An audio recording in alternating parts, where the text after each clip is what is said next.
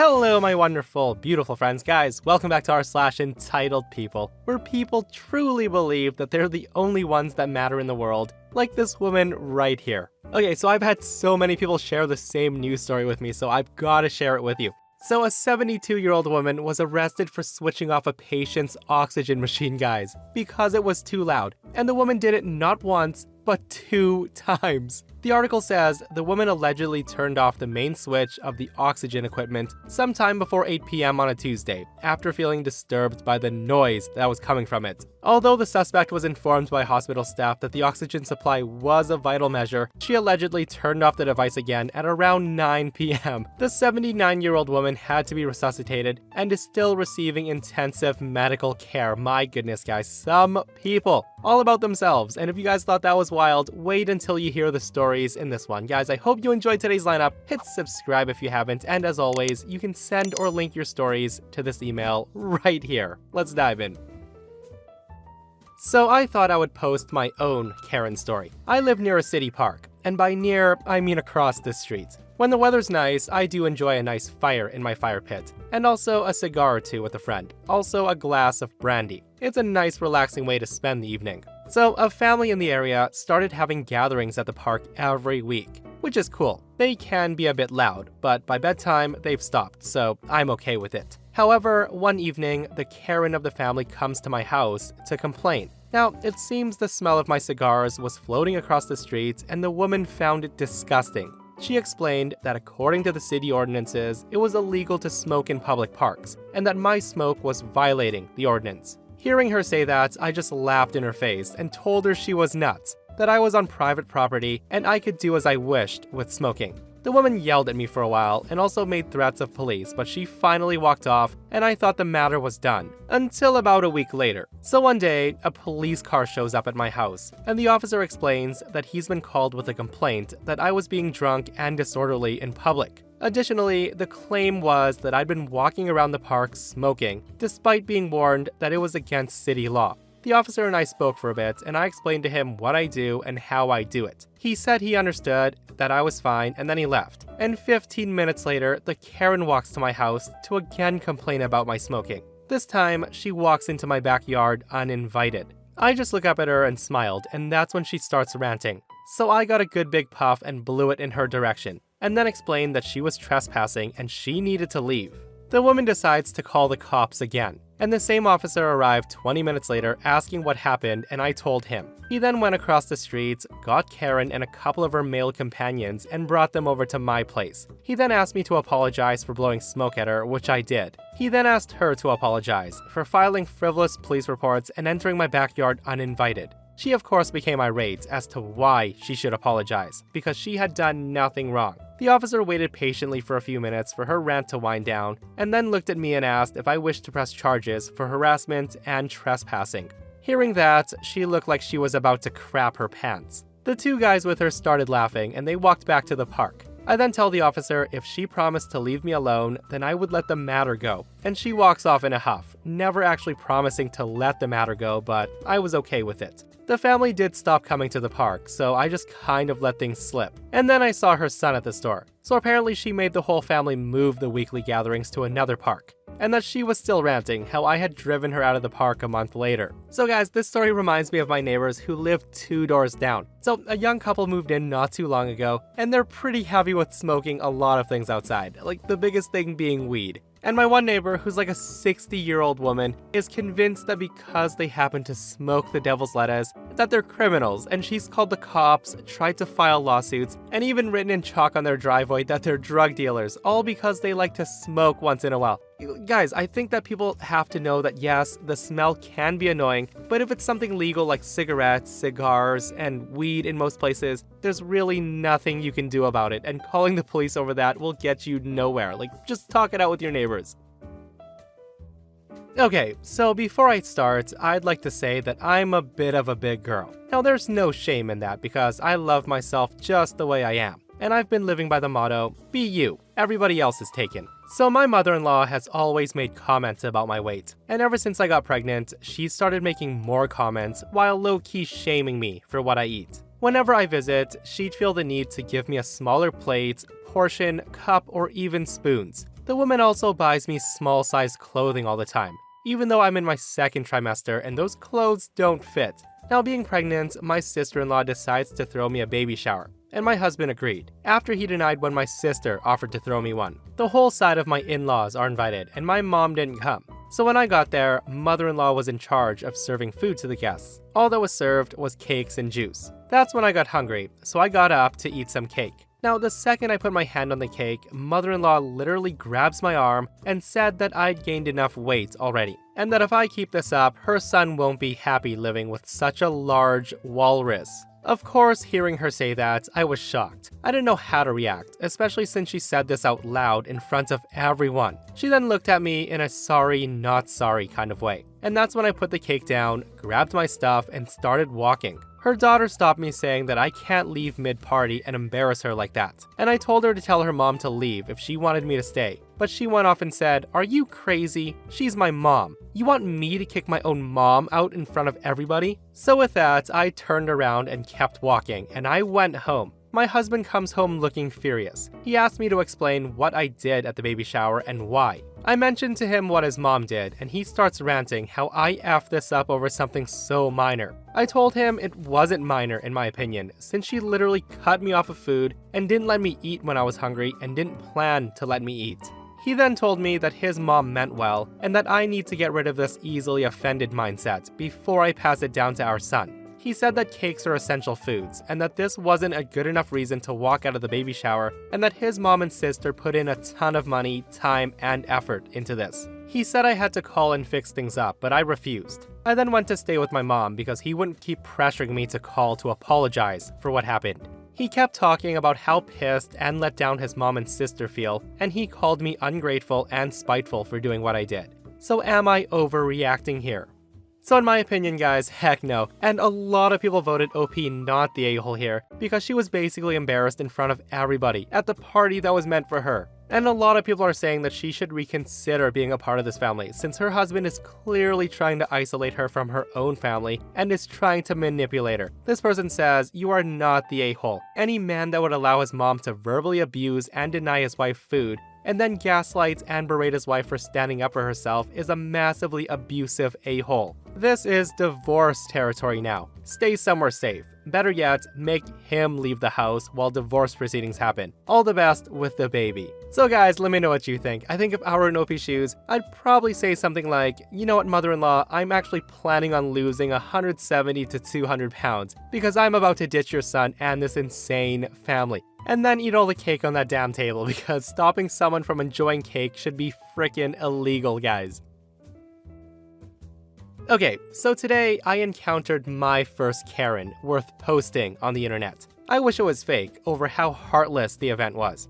Today, I had to go to the county police office to get a permit for my job.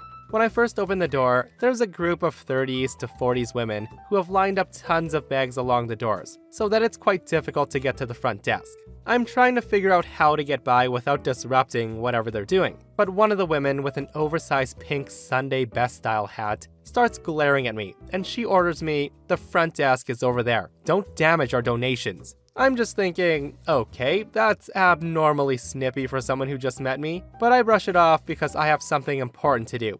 So I make it to the front desk, and I'm told who I need to see is returning soon, so I'm asked to sit down and wait. I'm still within earshot of the group of women who are chattering away. Within minutes, 3 officers come by to thank them and accept the donations. Immediately, the pink hat woman pipes up after the thank you. She says, "So, as a thank you, you can help me out with a problem in my community." 2 officers start carrying things away, maybe expecting how things would go from there, and the third stays to figure out what she means. The officer says, "We're always happy to help, however we can." The pink hat lady says, "Good. So I've seen this woman walking around in the parking lots around my shopping center. She has no shoes or socks and she talks to herself. The woman's obviously homeless and I'm worried about her. I don't think she's all there." The officer replies, "That is concerning. When we're on the next patrol today, we'll keep an eye out for her and try to connect her with resources to help her. Maybe get some socks and shoes and shelter." The pink hat lady then says, "So she'll be elsewhere from now on?" At this point, the other women are starting to scurry away to the parking lot. Now, I don't know if it's to grab other donations or because they know how pink hat really is. and know that the holy church-going lady facade is slipping. At that, the officer looks a little befuddled. He then says, if she accepts our help, then yes.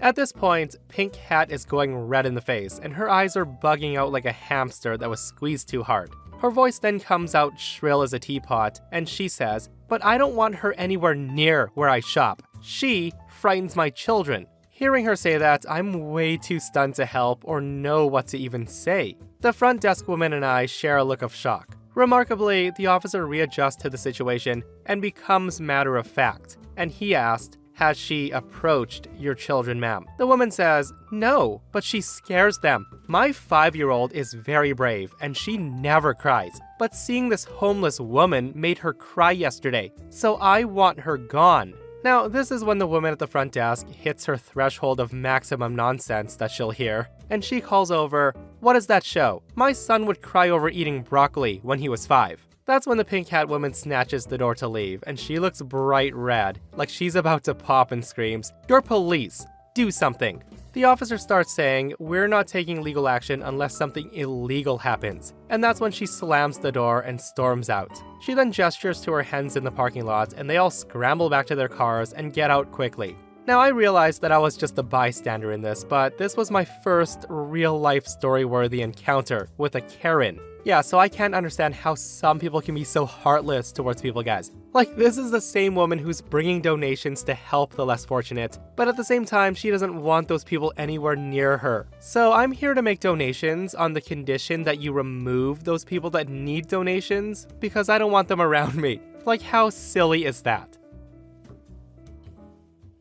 So when I was 9 years old, I had broken my right and left legs due to an ATV accident, where my brother crashed into a telephone pole. Fast forward 2 months, and I have full leg casts on both legs. With that, in school, I had to have someone push me to my classes, and the teachers could handle me there, and the nurse would come get me if I needed to use the bathroom or whatever. All the teachers were super nice, and I'm so grateful to have them support me at the time. So one school day, sometime in late-ish November, the nurse was pushing me through the halls after I'd used the bathroom about 5 minutes after class started. So the halls were empty. Midway to my class, the nurse had to stop pushing me as she got a message that a student upstairs was seizing, so she asked me to sit tight while she went to help someone. So here I am, in front of the office waiting area where parents come to pick up the kids. I basically just start counting the tiles on the floor when in comes the beloved entitled woman. The woman walks up to me and says, "Hi there, princess. What happened here? An accident?" Me, sort of surprised by her presence, say,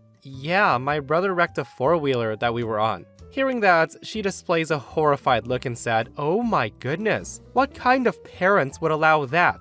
Your parents are awful. You need someone to take good care of you." The woman then puts her hand on my shoulder and I guess she tries to calm me. At that, I get very upset and worried and say, No, they're good parents. I do love them and they take good care of me. My brother just got a little too careless and he had an accident. We're both fine though. The woman kept going on and on about how she could do so much better. She says to me, "How about you just find out for yourself how good of a parent I am? I've always wanted a girl, and your parents clearly don't care about you if they let this happen to you." The woman actually went and pulled up the wheelchair brakes, and that's when she starts walking me down the ramp towards the door. All the while, I'm yelling and hitting her hands. When I start yelling, the lady got tired and just said, "Fine, if you're gonna be such a rude brat, I don't want you. I'll just give this to my son." She then tries to force me out of my wheelchair, and I scream loudly for teachers and the principal. Seconds later, a teacher comes out of the room next to where I was dropped at and asked me what happened, and I was bawling my eyes out so hard that I could barely get out a few sentences. The woman then tried to say, "She took my chair," and pointed up. When the teacher confronts the woman, she starts yelling at him, screaming, "That little girl stole my son's wheelchair, and she rolled off with it. I'm gonna sue the school." The teacher then tells her, she's disabled and she can't walk, so I doubt that happened. Please leave the school or we're gonna have to call police. Within seconds, the nurse walks up and asks what's going on. And I mustered up the courage to say that I'll be fine for now or something, not entirely sure. Next, I remember the nurse calling 911, and that's when the woman got scared and she darts out of there. When she ran by, the teacher tried to grab her, and that's when she whipped his head with her fist and she ran outside the downstairs doors. My parents were quickly told about the situation not long after police arrived, and I was basically sent home early after some questions from the sheriff. So later that day, the woman was arrested, and according to my parents, she was charged with child abuse, resisting arrest, drug possession, assault, and driving under the influence. She's the one evil witch that will forever stay in my mind, and I couldn't forgive somebody for doing this to a 9-year-old. Yeah, so with all that happening, I think it's pretty safe to say that she's probably not a better parent than OP's parents. And the scary thing is, guys, I'm pretty sure kidnappings do happen on school grounds all the time. And what's bonkers about this is the fact that she tried to attempt a kidnapping while inside the school. Like, was this woman thinking, oh, someone in a wheelchair, much easier than a person who can run away?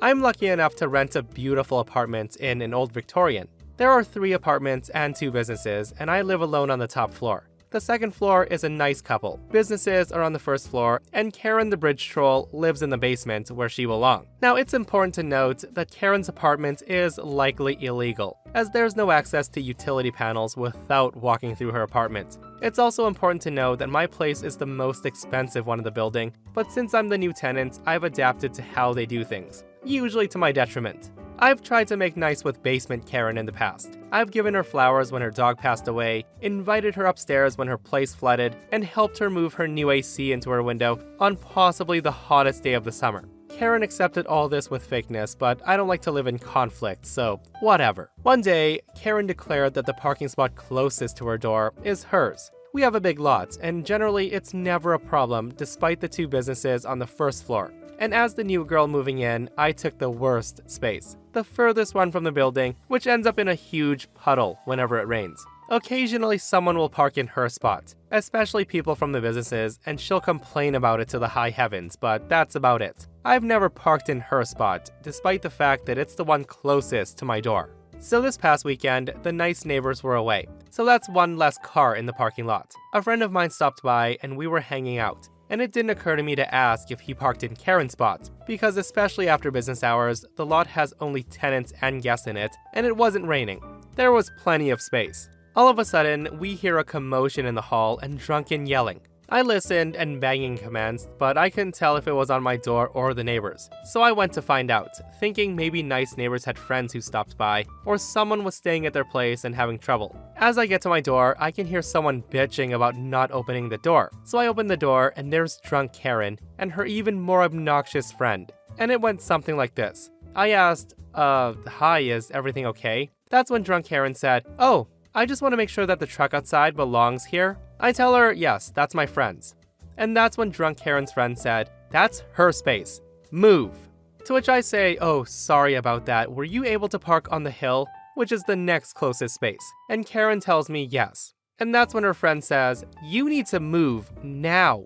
And that's when I say, okay, I'll ask him not to park there again. I then shut the door, and I hear more drunk shouting and a big crash, and then my power cuts out twice within 5 minutes. I then look out the window and no other buildings lost power, including her apartment in my building. And the circuit panel is, you guessed it, in the basement. The next day, I find the crash was a bunch of stuff in the hall that had been knocked over, all of which belonged to my nice neighbor, so I cleaned it up.